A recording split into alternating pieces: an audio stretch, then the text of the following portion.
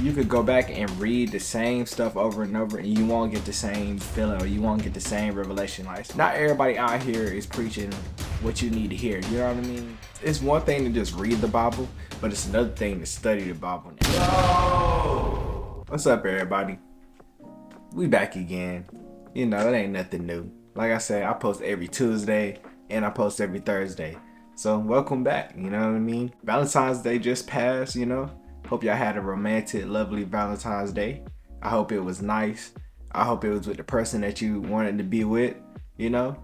And let's finish this February out strong, all right? Today's video, we're gonna talk about how to study the Bible. You know, it's one thing to just read the Bible, but it's another thing to study the Bible and actually try to read the Bible and get the information out of it and try to learn exactly how Jesus or how the people that wrote the Bible, what they was describing or what they really meant for it to be, you know, what words or what Jesus really wants you to get out of reading the Bible. So we're gonna talk about different methods you can do and different things you can do that allow you to be able to study your Bible in a more efficient way, in a way that you can maybe understand what, you know, what the passage is talking about. So the first thing we're gonna talk about is one of the things that I did when I first started studying the Bible. And I definitely recommend it because it's a method that won't never go old, you know? And it's called the soap method. Like taking a bath, like you got your bar of soap, it's called the soap method. First, we're gonna start off with the S. The S means scripture. So what you do is you write down the scripture that you're reading. You know what I mean? You read the scripture and then you write down that scripture. So if you have enough space, you can write down the whole scripture. Maybe you're reading the whole chapter. You write the whole thing down. Or you could just abbreviate it. Just put, you know, what chapter you're reading. You know what I mean? Put the name of the chapter and what chapter and verses that you read. Second thing we're going to be talking about is O, which means observation. So with that, you're going to write down what you observed when reading that scripture. What words that stuck out to you, what you got from that scripture, like how did you interpret that scripture, and just important things about that scripture that you read. It might be key verses. You write those key verses down out of the whole verses or the whole chapter that you read, you know? It's just what you observed and what really stuck out to you. That's what you write for O. For A is going to be application. Application is writing down how you can apply that same scripture or chapter that you read into your life. You know what I mean? It's simple. You just think about ways that you can implement it and you'll write it down. And then last but not least is P. And P equals prayer. You know, you could write down your prayer or you could just say your prayer out loud. But you want to take a couple of minutes after you've done this and you want to say a prayer. You want to ask God to be able to show you how to use this chapter or the scriptures that you put down, how to use that in your life.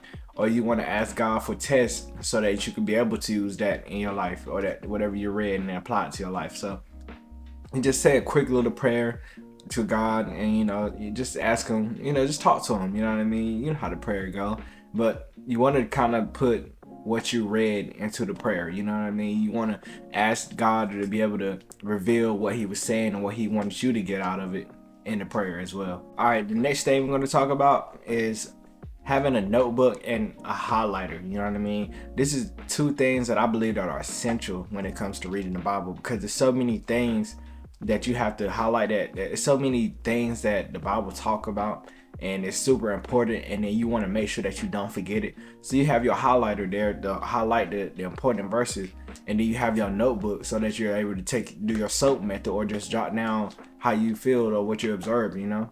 Which goes into my point with highlighting. You gotta highlight the verses that stand out to you. When you're reading it, you're reading the Bible, you're reading that chapter, and you read this verse and it's just stick out to you like a sore thumb, or you get an instant revelation from it, you know what I mean? Or you get just God speaks to you instantly as soon as you read that, you know what I mean? Or ideas start popping in your head. That's some of the verses that you want to just highlight. You want to get your highlight. It don't matter what color it is, you know, just get your highlighter and highlight that verse, because it's important for a reason. It popped out for a reason, and it stuck out for a reason, you know. It might be one of the verses that keep you in the fight. It might be one of the verses that push you to the next level. So you want to make sure that you highlight it so that whenever you go back, you can always look at that verse and get that revelation or get that same feeling from it.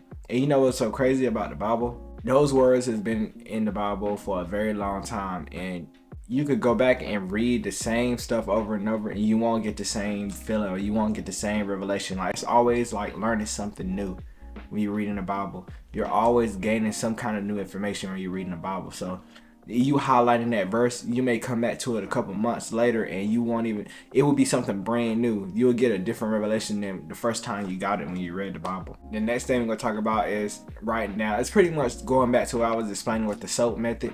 Whenever you find those key verses and things of that nature, you want to be able to write it down and write down what kind of observation and like what kind of revelation you got from it. Because like I said, whenever you, it's power in the paper, you know what I mean? And it's so beautiful to have that paper reminder.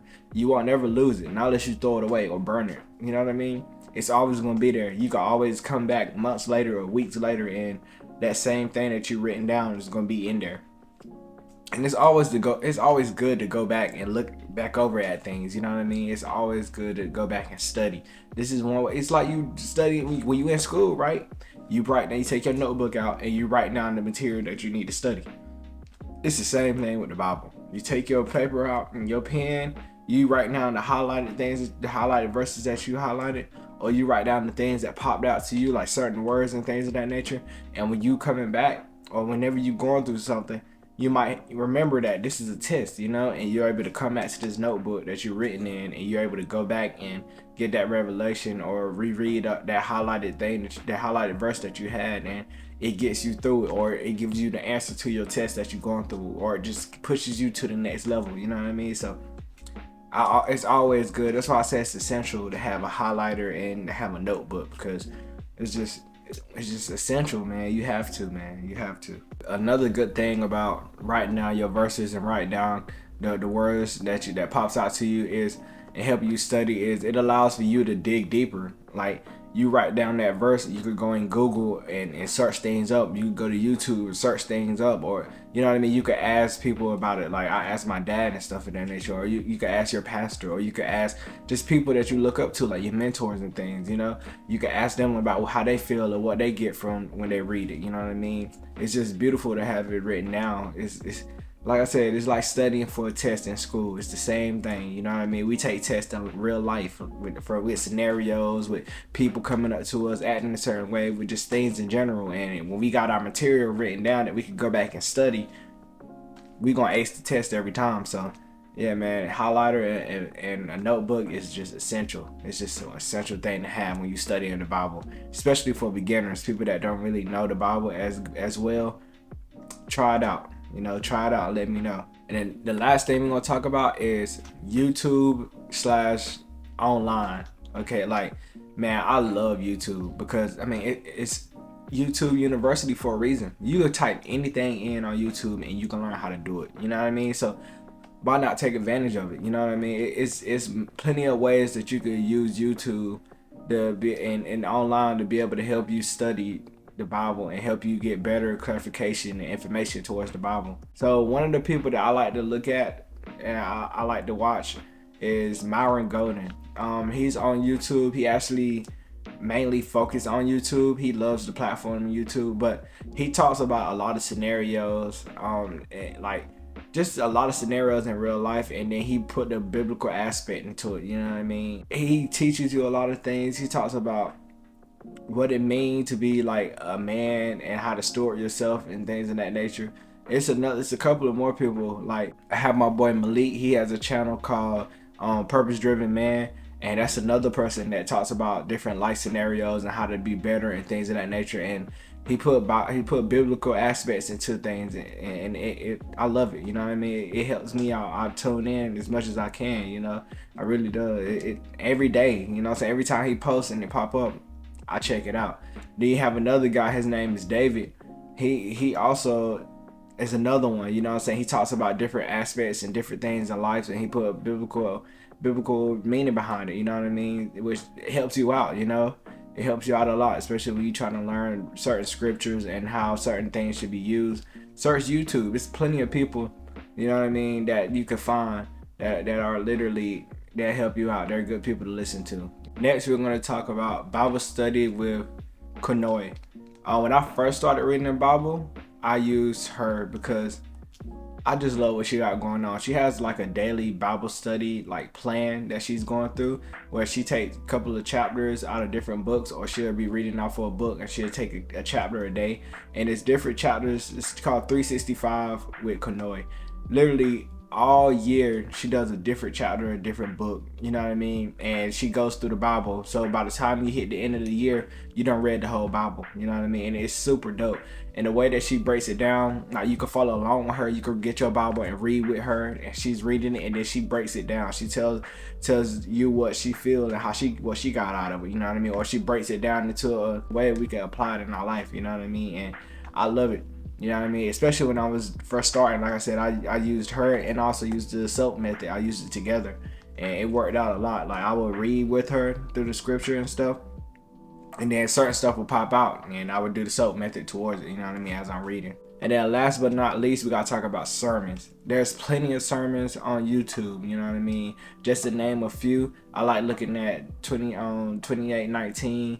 I like watching my dad's sermons, you know what I mean? It's just plenty of people that's up here that's preaching. I like watching Prophet Lovey. And for instance, I mean, for me, because my dad is an overseer and stuff, I whenever I find somebody new and I think that's all right, that's okay, I will show it to my dad or ask my dad about them, you know what I mean? And he would either tell me if they're good to listen to, or he'll tell me if they're not good to listen to, because not everybody out here is preaching what you need to hear, you know what I mean? And you don't want to be listening to somebody that's not leading you in the right way and in the way that you should be leading when it comes to the Lord. So make sure that whenever you do find people you like to listen to, you do a little bit of research, because not everybody that's doing this, that's preaching and that's trying to serve the Lord, is doing it with a loving heart and a heart that they're supposed to be doing it. So make sure you do your research and make sure you know that these people are good. Like I said, do what I do. Ask people that's in the faith. Like, ask people what they think about people, and that'll give you everything that you need to know. So yeah, man, I hope that y'all enjoyed this video. Man, I really enjoy making these videos. Hey, like I said, I post every Tuesday and I post every Thursday, and we've been consistent every day since the new year. So make sure that you hit that subscribe button for me so you won't miss out whenever I post. And then, you know what I'm saying, if you want to take another step forward, just hit that notification bell so you'll gain notifications anytime that it comes through. Anytime I post, you'll get a notification, and you can just easily click it and go straight to the video with no hassle, you know what I mean? Also, leave a like. I say it all the time, the like helps us. Like, the likes help YouTube put our video out to people that need to see it. It helps the algorithm put our video out to more people, because like I said before, I believe that God has given me these messages to talk about. So let's get it out to the people that need to hear it. You know what I'm saying? Let's build our community. The more people we see it, the more people that comes to our community, you know? And the more people I'm able to give back to.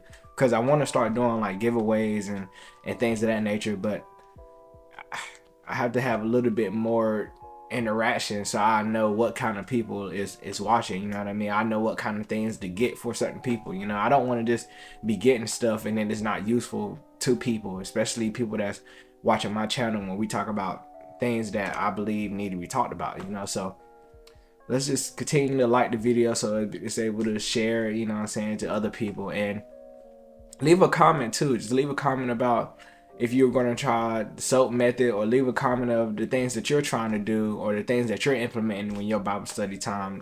You know, people read the comments and you're able to help them as well. You know what I'm saying? Maybe I didn't talk about a thing that you do. So leave a comment down, you know what I'm saying, trying to give insights or tips that you use, you know, when you're doing Bible study. I read the comments. I read all comments. I check all comments, and I might find something that I want to start implementing. So yeah, man, like I said, this is just my video about how to study the Bible, and I hope that you enjoy, and I'll catch you on the next one. Peace.